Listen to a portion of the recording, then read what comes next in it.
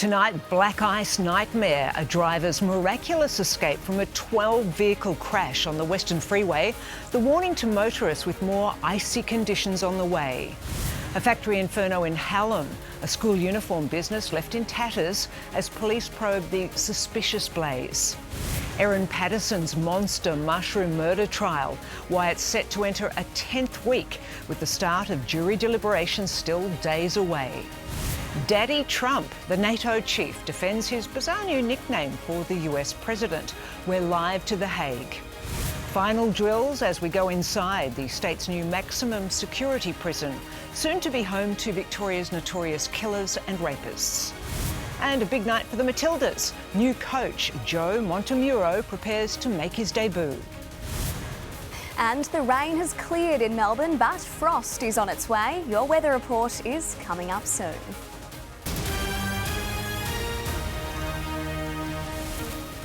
Made in Melbourne. This is 10 News First with Jennifer Keyte. Good evening. First tonight, a man is lucky to be alive after black ice caused a 12-vehicle pileup on the Western Freeway, which left his car wedged underneath a truck. Drivers say there wasn't any warning of the hidden danger amid an Arctic blast that hit the state. It's almost invisible to drivers, and there was no warning of this morning's black ice on the Western Freeway. Those black ice signs have probably only been on twice this whole year. And yeah, they definitely weren't on this morning. Causing a 12-vehicle pile-up just after 6 at Gordon, near Ballarat. Where a minibus has collided with the safety barriers, then a small hatchback has collided with the minibus, and then a truck's collided with the hatchback. Paramedics treated 4 people. A 59-year-old man was flown to hospital with serious injuries. Across the state, the roads have been slippery as we were hit with a polar blast. We have seen damaging winds, hail, showers and lots of alpine snow over the last few days. A system which has brought more than 40 centimetres of snow, turning our Alps into a winter wonderland. Big job ahead. Oh yeah, big job. A dumping not seen in 4 years. We'll have new snow everywhere. It'll be quite incredible. So if you've never actually been to the snow before, now's the time to come. Snow which will sustain the slopes for the school holidays. The Bureau isn't forecasting any more wild winter systems to sweep across the state in the next few weeks, so authorities are concerned an influx of day trippers will be exposed to the hidden dangers of regional roads. Black ice is most dangerous in the early hours of the morning and late at night, and fog impairs your vision, so drive to the conditions. The government says an investigation into why the traffic signals weren't flashing in this morning's freezing conditions will be conducted. Ashley Paholic for 10 News First. A 40-year-old family business has been left in ruins after an arson attack in Hallam. The premises were firebombed just after midnight. One of the arsonists caught on CCTV filming the attack on a phone as flames engulfed the building.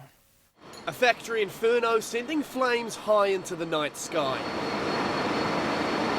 A firebombing of a school uniform shop, leaving the owner in disbelief. Just sad and no words for this. CCTV captured a black Audi reverse into the factory roller door. A passenger exits the vehicle and began recording on their phone. Moments later, an explosion, then the flames took hold. More than 75 firefighters tackled the blaze, which was under control by the early morning. Firefighters have deployed drones, and as you can see behind me, the crane is currently in use to analyse the damage inside. One of the biggest risks at the moment is one of the concrete slabs on the back wall collapsing. Our primary concern is around structural integrity. The fire's been of such ferocity that it's compromised the structure. The flames also spread to neighbouring businesses, resulting in significant structural damage. I have to move out. There's no choice. There's 5 precast walls, adjoining walls. One's moved about a foot on the top, so it's actually cracked, moved, and I heard it crack this morning, falling further.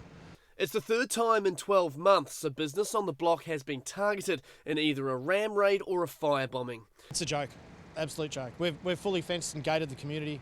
They don't care. The last one was when they stole a car from here. They torched it across the road.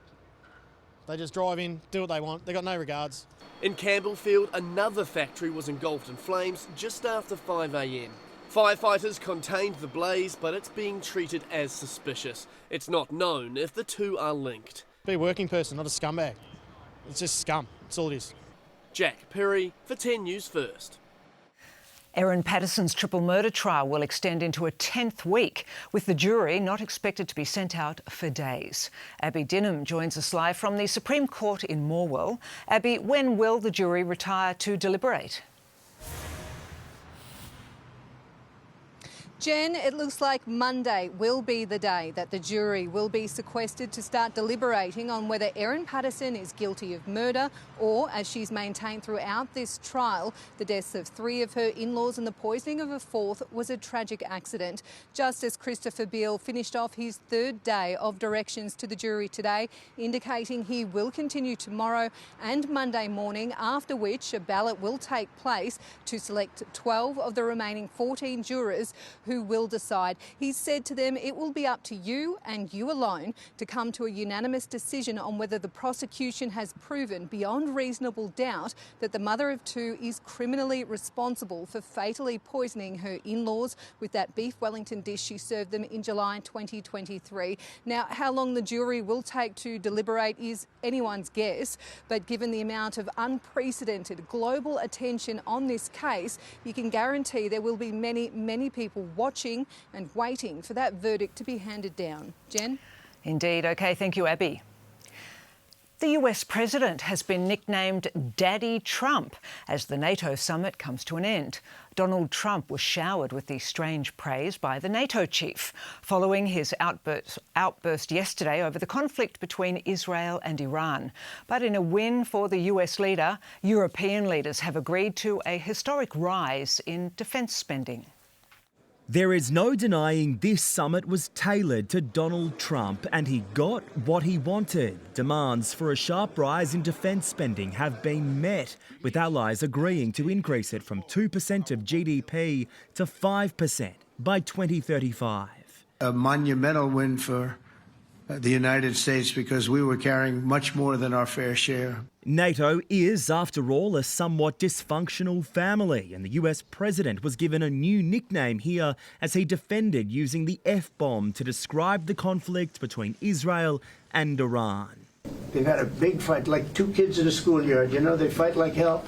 You can't stop them. Let them fight for about 2-3 minutes. Then it's easier to stop them. And then Daddy has to sometimes use strong language to get stuff. Strong language. He did it very affectionate. Daddy, you're my daddy. Also getting a warm welcome, the Ukrainian president, who opted to wear a suit for his meeting with Donald Trump, which was described as nice. The US president conceding ending the war in Ukraine is difficult. Australia, meanwhile, is set to provide more support to Kyiv. 100 ADF personnel and a surveillance plane will be sent to Poland in August to help protect the delivery of humanitarian and military supplies into Ukraine. Australia will stand with Ukraine for as long as it takes for Ukraine to resolve this on its terms. European allies are leaving this summit reassured about Donald Trump's commitment to this military alliance, while the US president is known for being erratic and volatile when it comes to foreign policy. He clearly recognises the value and importance of NATO. Stronger relationships here mean a safer Europe. John Paul Gonzo for 10 News First, The Hague. And John Paul Gonzo is live at The Hague for us tonight. John Paul, the summit has come to a close, so was it a success? Overwhelmingly, yes, Jan, and not just because of that historic defence spending deal, but also on a personal level too. This summit appears to have reset and reaffirmed the relationship somewhat between the US and Europe. There seems to be a better mutual understanding and deeper respect between the allies, which is crucial in this region given the threats posed by Russia. Now, as for this new nickname given to Donald Trump, the US president seems to be embracing it. He was asked by a journalist here if he feels like NATO allies are his children. And we have an answer to that question, at least from the White House, which has posted a rather bizarre video declaring that Daddy Trump is in charge.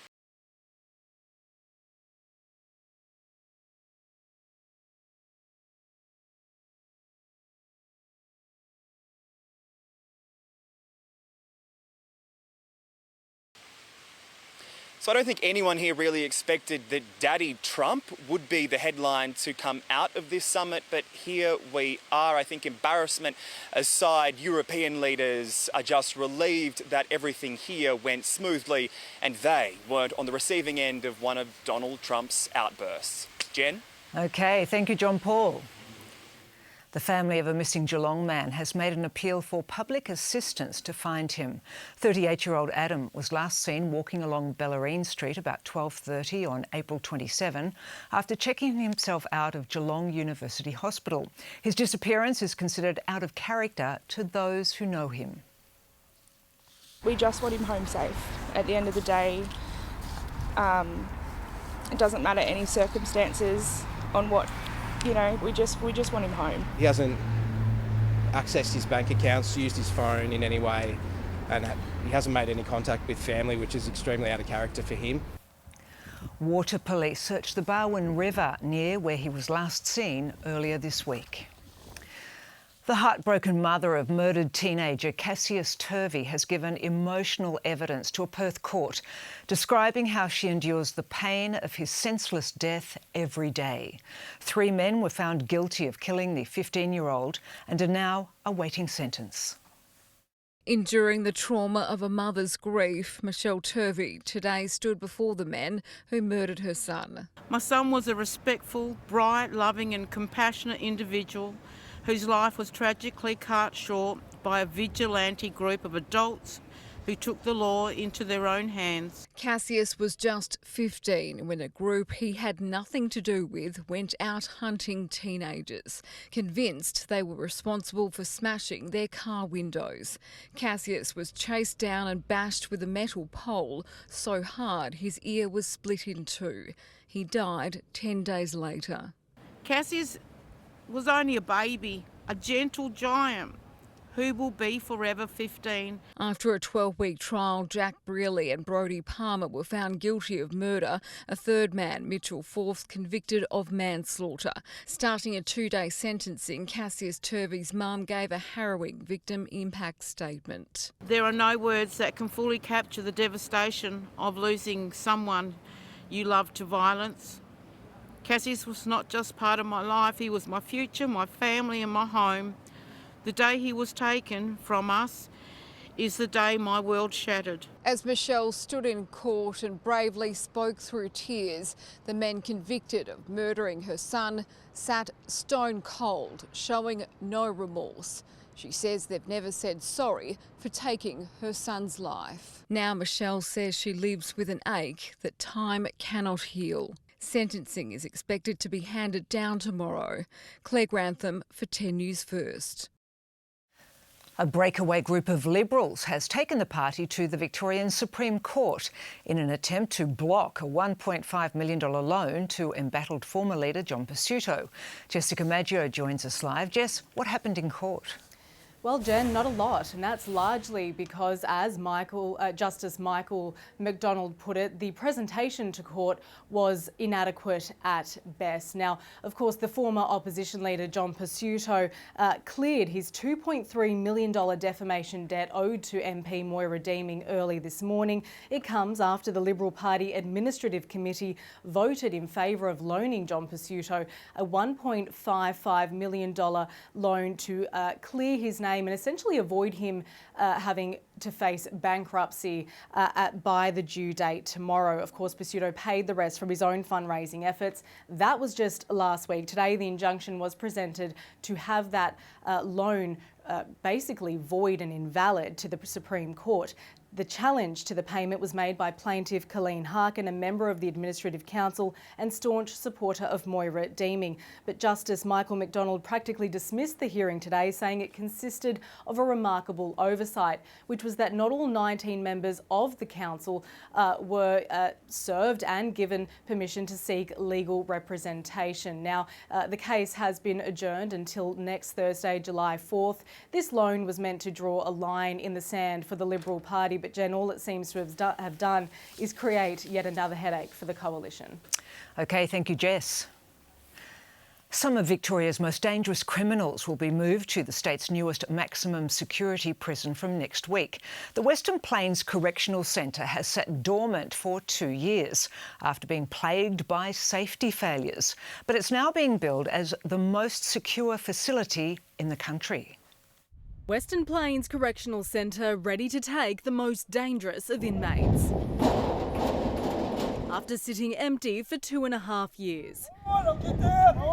The last of more than 100 emergency incident response drills has been conducted before doors open next week, including a simulated siege involving an inmate on a cell block roof. The facility has been plagued by operational and safety issues, which has delayed its opening. Now it's being called the strongest maximum security centre in Australia, with new AI facial recognition, security cameras and movement monitoring systems. Some prisons do need to be separated from each other and be able to track that to make sure the movements don't endanger the security of the facility. Inmate arrivals to the facility will be staggered. The first week, which starts next week on the 30th of June, we will end up with 40 men. The facility has capacity for 1,248 beds. More than 900 inmates will be housed by the end of the year, primarily from Port Phillip Prison. That jail will close in December, barring 20 beds, which will remain open indefinitely to meet demand. We are seeing an increase of prisoners as a result of our tough new bail laws. Remember, they were going to fill the prisons, they were going to fill the police academy, all these lies we've heard for a decade, and they're not true. Western Plains currently has more than 400 staff, but will need an additional 300 to handle prisoner capacity. This will be the longest and largest transfer of prisoners in the state's history, given the complexity behind the number and types of criminals, which is where vehicles like the Sherpa come in for high-risk inmates. And there was a noticeable presence missing from today's official opening, the Premier. She's been out here, she's seen the facilities. Jessica Maggio for 10 News First. Now here's Keyte previewing tonight's sport, and it doesn't get much bigger for the Blues than tonight. Yes, Jen, how they perform could go a long way to determining Michael Voss's future. A selection bombshell at the Demons. The umpires on notice as Collingwood ramps up calls for Nick Dacos to be protected. And once described as a storm in a teacup by the coach, it turns out there's been more to James Sicily's issue. Plus, Australia's top order troubles rear their head again, this time in the Caribbean. Thank you, Keyte. Coming up in 10 News First, cheap parking to data leak threats.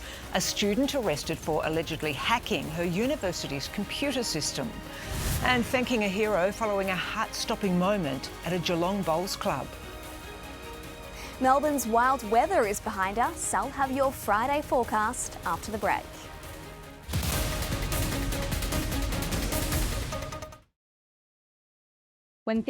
The Target Big Brand Toy Sale is now on. Get 20% off toys from favourite brands like Lego, Barbie, Hot Wheels and more hot offers. The Big Brand Toy Sale must end July 16. T's and C's apply. Shop now and get playtime right on Target.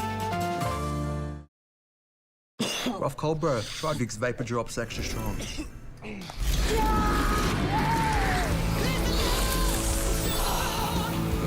How's the nose and throat? Try new extra soothing Vapor Drops with real honey. Upgrade your shave with Gillette Labs. The Flex Disc turns with your face for an unbeatably smooth finish.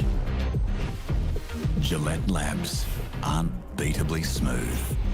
Gillette, the best the man can get. All great eras leave a legacy. In this golden age of peak chicken, that legacy is crumbs. McWings are here at Macca's. Ba-da-ba-ba-ba.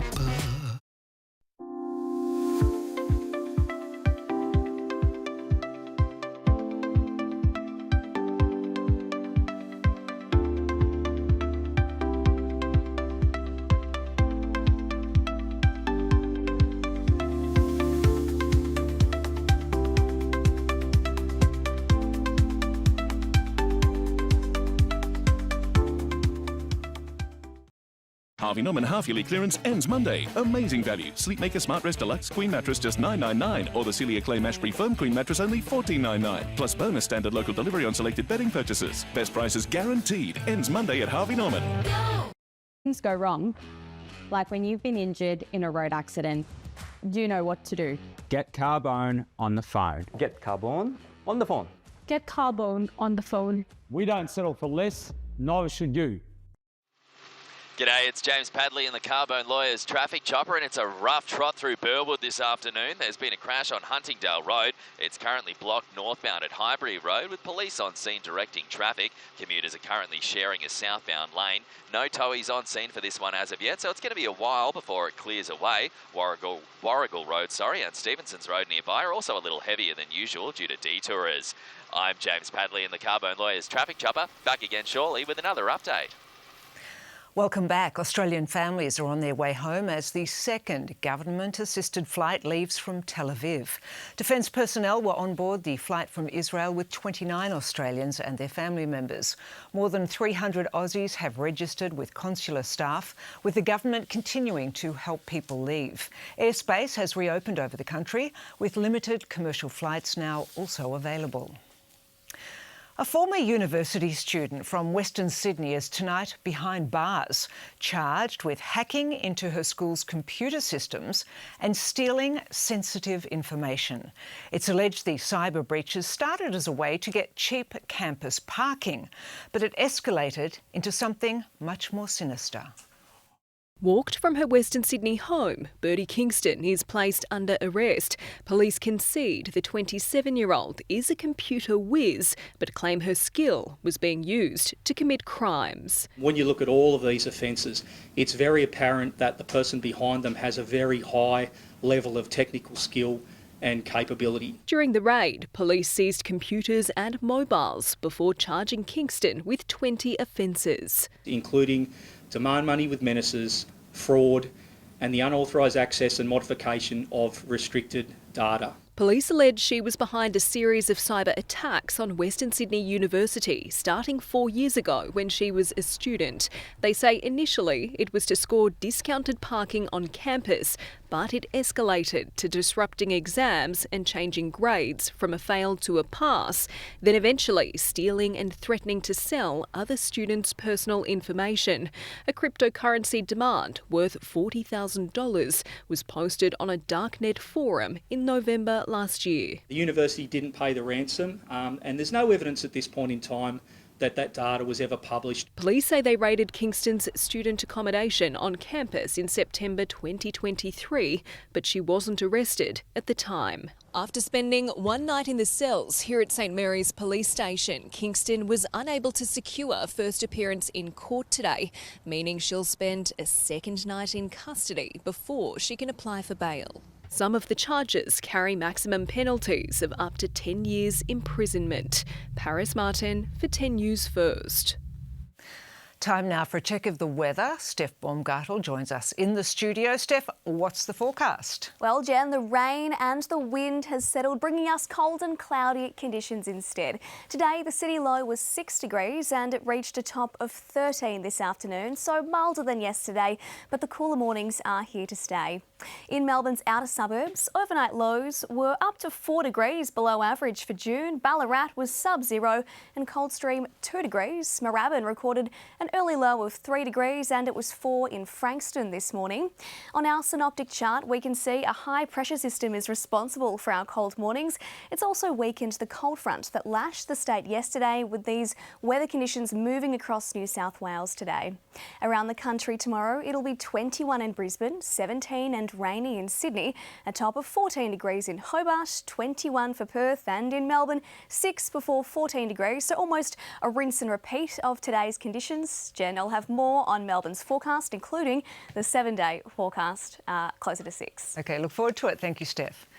And ahead in 10 News First, the battle over defence spending. The Deputy Prime Minister feeling the pressure at NATO to invest more in our military. And why George Clooney made a surprise appearance to meet the King at Buckingham Palace.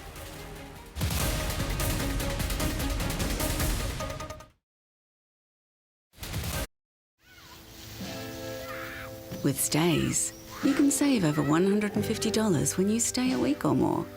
Because a long weekend, it's never long enough. Stay longer and save with Stays. At HCF, we're all about giving members value. Over the last 10 years, we've paid out more benefits for every dollar paid in premiums than the industry average. Paid another benefit. I love it. Plus, we've won CanStar's Outstanding Value Health Insurance Award 9 years running. Yep, we're all about members, not shareholders. Why would you want shareholders when you can have pin holders? Well, that's very useful. Thank you, Gary. For my cervical screening test, I chose to do the swab myself at the clinic. My previous cervical screenings were uncomfortable. Self-collection option allowed me to have a better experience. The test can save your life. You have choices when it comes to your cervical screening test. Women and people with the cervix aged between 25 and 74 should have one every 5 years. Talk to your doctor. Visit onit.org.au to find out more. Please welcome the Queen of Aussie Cuisine. We reserve the words national treasure just for her. Top 10 at stake and Maggie Beer in the kitchen. To make the top 10. Top 10 is the ultimate milestone. The pressure's definitely mounting. They'll have to impress the best. Well, there's not much left. That tells you I loved it. Maggie Beer's Top 10 Showdown. 7 o'clock Sunday. There's a 50% chance you get 100 grand in there. Sandra's only got 2 cases to choose between, and one of them has $100,000. Does it help if I don't look? Sandra's Big Gamble, 7 p.m. Monday. She has a new nickname that she wants to go by, Pork Chop Samurai. I'd be Rack of Lamb Sensei. You? I'd go Eggplant Palmy Friend. The Cheap Seats, Tuesday on 10. Watch and stream free.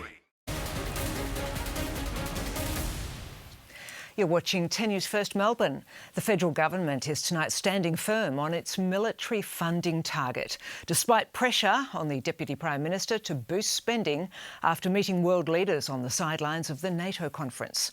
Military strategy experts warn the ADF's unprepared to defend the nation.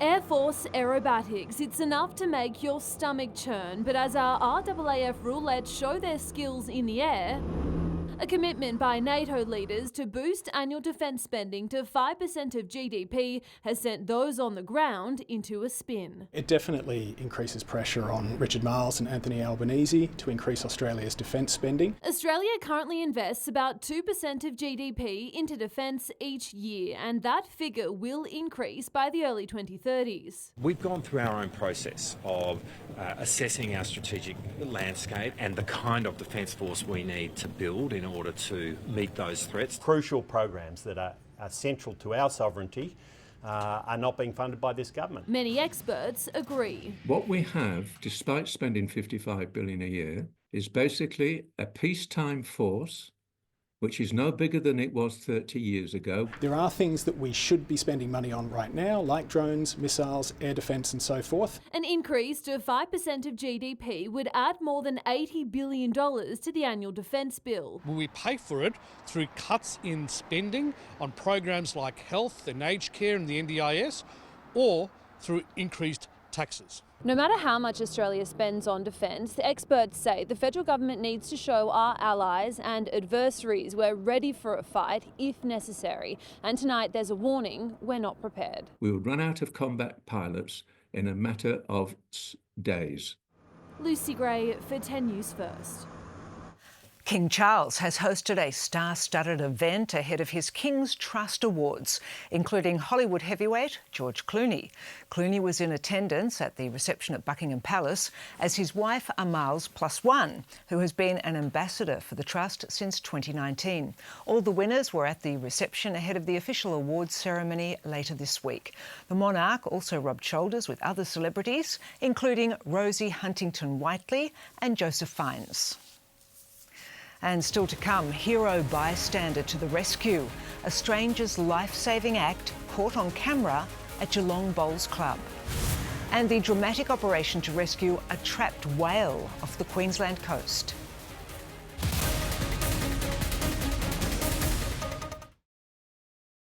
When things go wrong, like when you've been injured in a road accident, you know what to do. Get Carbone on the phone. Get Carbone on the phone.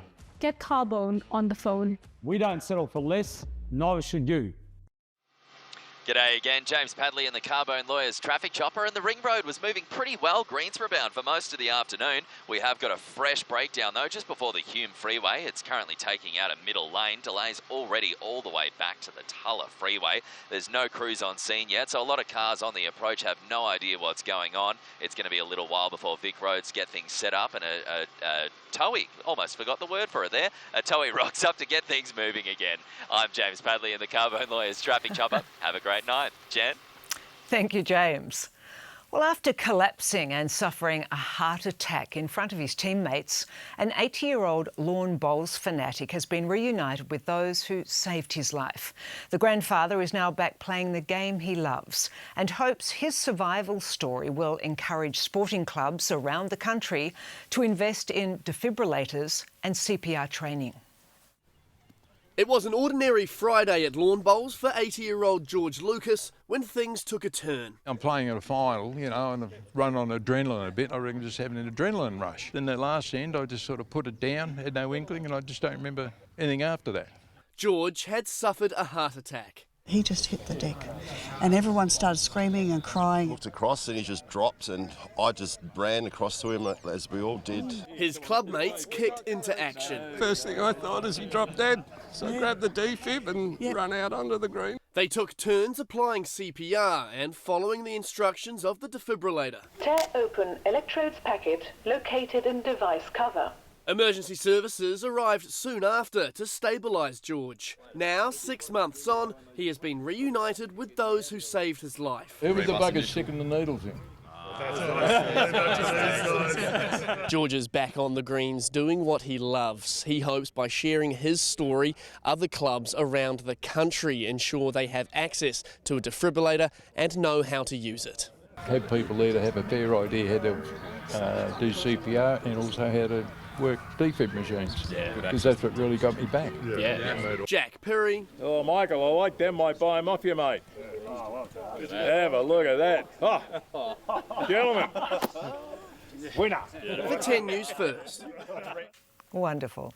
Well, a young humpback whale has been freed from commercial fishing gear in a delicate operation in Queensland. The humpback was caught up in a mess of ropes, line and buoys in Moreton Bay. The local ferry service raised the alarm, with the SeaWorld rescue team quickly called in. They managed to cut the 8-metre whale safely free. Now here's Keyte with tonight's sport, and trouble for the Aussies in the Caribbean. Yes, Jen, there are problems with the top order that just aren't going away. We'll look into it next. Michael Voss and the Blues under the blowtorch tonight against Port Adelaide. Melbourne makes a statement at selection. And coach's clause, Craig McRae's message to anyone who thinks they can prize Nick Dacos out of Collingwood.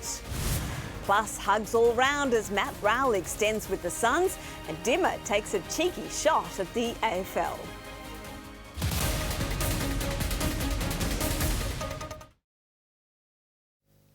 Get $50 off Amy Comprehensive Car Insurance when you quote and buy online. Now that's pretty lucky. Particularly if a bird drops through the open sunroof of your car, causing you to swerve and have a prang. Even though it doesn't feel lucky. Lucky you're with Amy. Planning even just a few dinners a week with HelloFresh can help in a lot of little ways. Less stress, more variety, no one getting prickly about dinner. No offence. Beautiful. HelloFresh, hello dinner. Honey? We'll be on one salary. It's not too much of a stretch. Maybe just leave it, honey.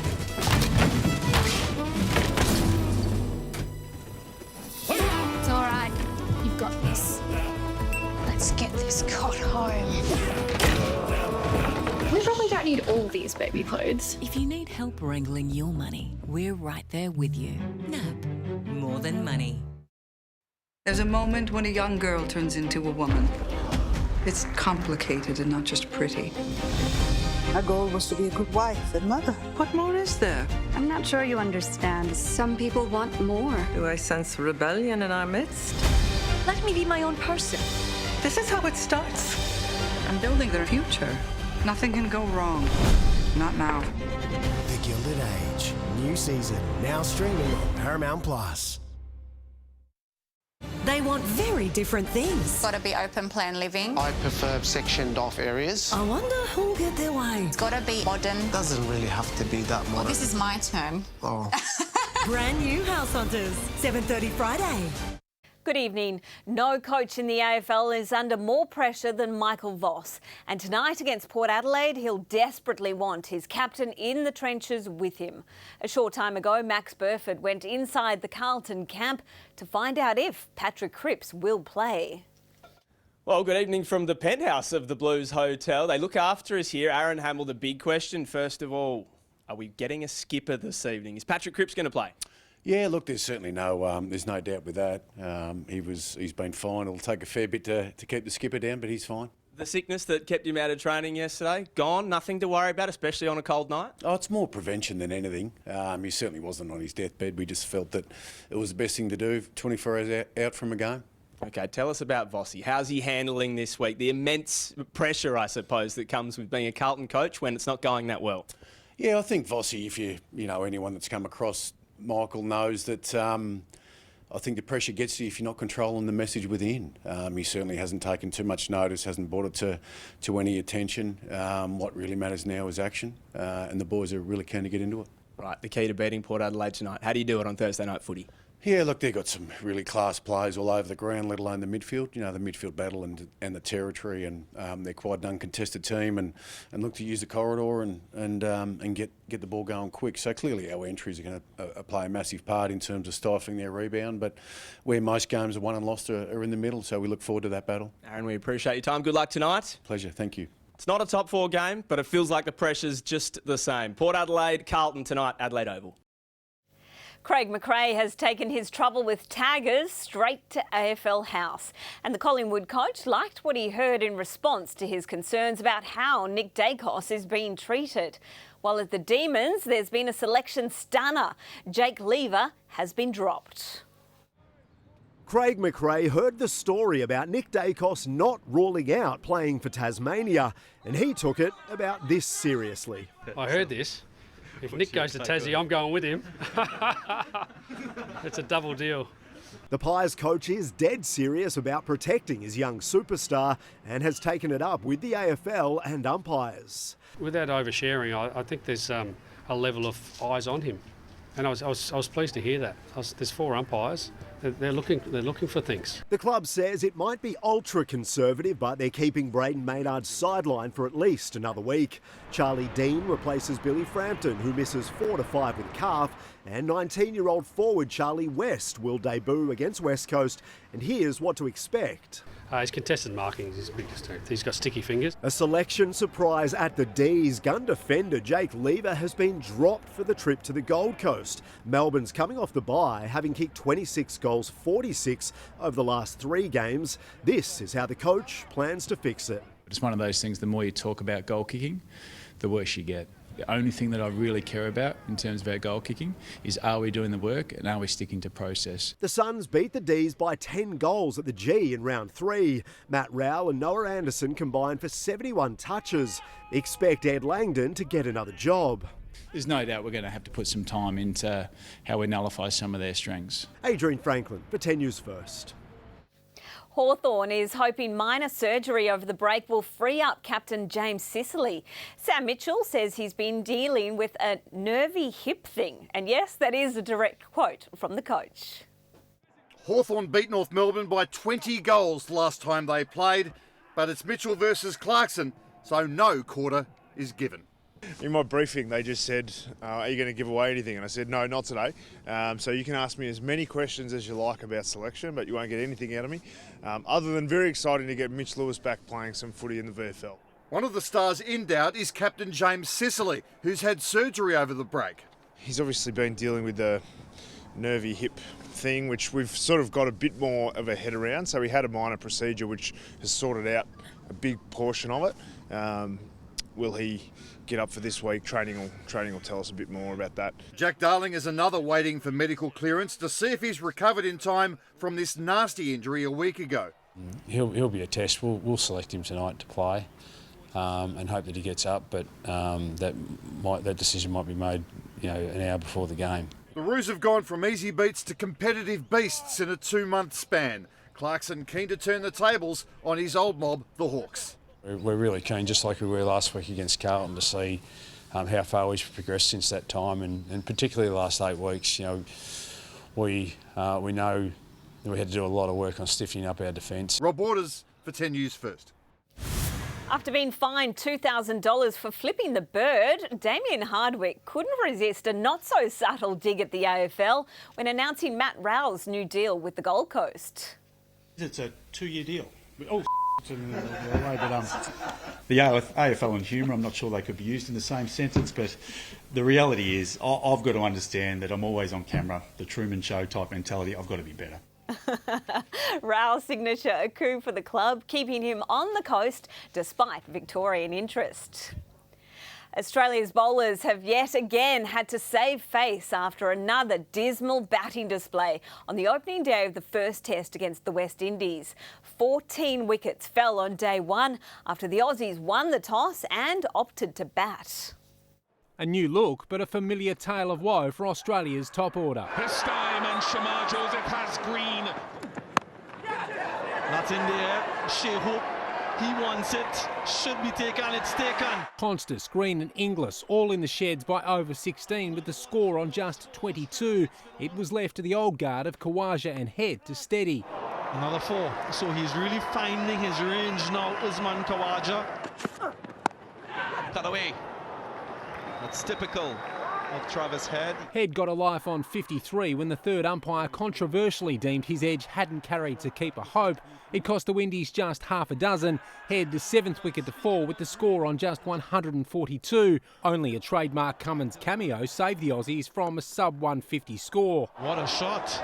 It's wonderful timing from Pat Cummins. He fell for 28 from 18. Australia all out for 180. Seals with 5 wickets and Shamar Joseph 4, the destroyers. Australia's pacemen equally up to the task. Edged and taken, there it is. It's the 13th wicket of the day. By stumps, Australia had the Windies 4 down for 57. A fast-moving first test, evenly poised. 2 good quality seam attacks and we've got something out of it. So it's been challenging. Roger Aldridge for 10 News First. All eyes will be on a new-look Matildas outfit when they meet Slovenia tonight in Perth. And 10 commentator Andy Harper is urging the youngsters to strut their stuff with the Asian Cup fast approaching. He's with Ash Nelson. Well, life for the Matildas begins tonight under Joe Montemuro. Andy Harper wants to go with Joe, and what can we expect from him? Well, firstly, we're looking forward to the start of another new chapter for the Matildas. They've built such a great story, particularly here in Perth in recent times, and the next new chapter starts with Joe, a coach with great credentials, well known to the players. He's coached a number of them, coached against others, and a team that is really ready for this next stage, and it starts tonight. Very exciting chapter leading in, of course, to the Asian Cup the start of next year. Yes, next year, Asian Cup. Who will be looking to impress and who should we be keeping an eye out for? There's a general view that there needs to be a little bit more new blood coming in to build towards Asia. You can only imagine the energy at training for the girls trying to establish themselves, reacquaint themselves in some senses, but re-establish themselves in the eyes of a new coach. And it would have been a very, very exciting and high intensity week, I think. Sam Kerr is in Perth training, recovering from that ACL. Any concerns from you that she might have played her last game for the Matildas? It has been a very lengthy rehab. Yeah, well, I mean, you sort of have to say there will be concern until we see her playing again, but there's no expectation that she's not going to play again. And then the other side of that argument is how good is it to see her on camera running around on a green pitch chasing footballs again, which she's made a great life out of, and very confident that all's going to be well. We look forward to her repatriation. Andy, appreciate your time. Good luck for the call. Of course, you can catch all the action right here on 10 and Paramount Plus. We're looking forward to it. The wait continues for Australia's NBA draft hopefuls, with Alex Tui and Rocco Zikarsky among the 4 Aussies expected to have their name called in tomorrow's round 2 selections, while Tyrese Proctor's Duke teammate Cooper Flagg was taken at pick 1 by the Dallas Mavericks. I think just hearing my name, hearing my name get called, sharing that moment with my mom, my dad, and my 2 brothers, that's a moment that I'm going to remember for the rest of my life. Flagg's selection is a popular one in Dallas, softening the blow of losing superstar Luka Doncic in a shock trade to LA last season. Now, think of all the things you've done since Saturday morning and then spare a moment for WA's Phil Gore.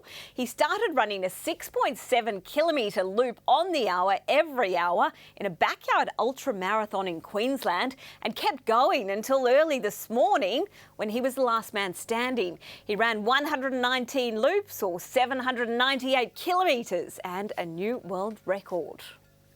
When you push your body and your mind to that point, to a place where you haven't been before, and you just realise like how capable you are, how capable your body is. To think about the amount of distance that your feet have taken you in that time is just, it's just amazing. Honourable mention to New Zealand's Sam Harvey, who pushed him to the end, but Phil Gore can run away with our play of the day. Good on him, Jen, but that's my idea of hell. Amazing effort. Yes. OK, thank you, Katie. Steph is back after the break with the weather.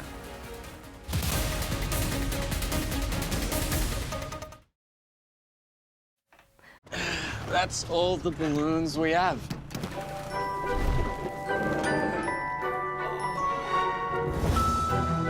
Lucky 8, sir. Someone's in for a surprise.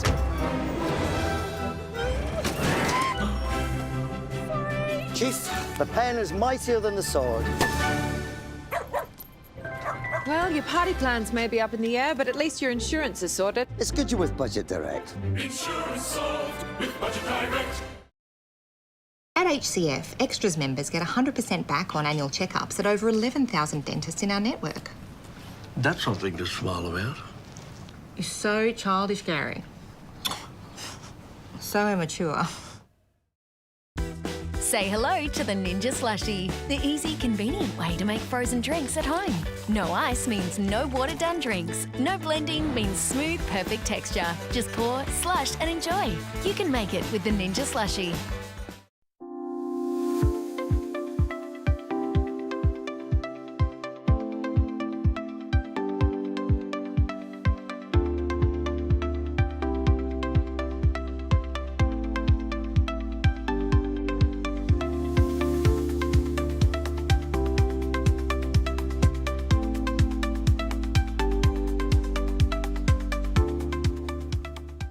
For my cervical screening test, I chose to do the swab myself at the clinic.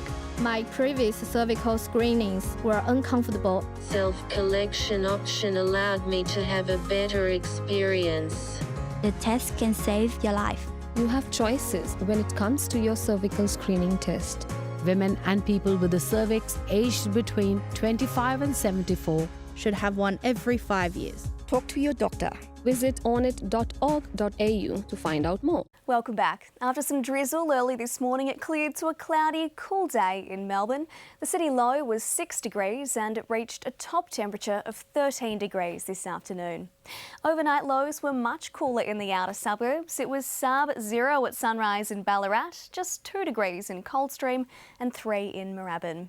There were some early showers to start the day, which cleared by 9 a.m. in time for a beautiful morning sunrise. Minimal falls were recorded in the outer eastern suburbs across the rest of the day, just less than a millimetre, with light winds. Further out, it was 0 or below for many of our regional towns, including Echuca, Shepparton, Bendigo and Wangaratta. Falls Creek and Mount Hotham were the coldest spots on the map. -7 was the low, with 7 centimetres of fresh snow added today. Looking around the nation, Brisbane reached 21 degrees. It was a top of 16 in Sydney.